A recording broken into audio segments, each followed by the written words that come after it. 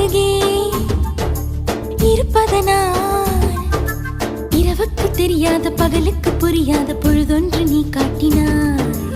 இதயத்தில் நீ இருப்பதனால் நான் தூங்கும் நேரத்தில் என்னுள்ளே தூங்காமல் நெஞ்சுக்குள் வாயாடினாய். கண்ணாடி நீ கடிகாரம் நான் உன்னுள்ளே ஓடோடி வாழ்வே.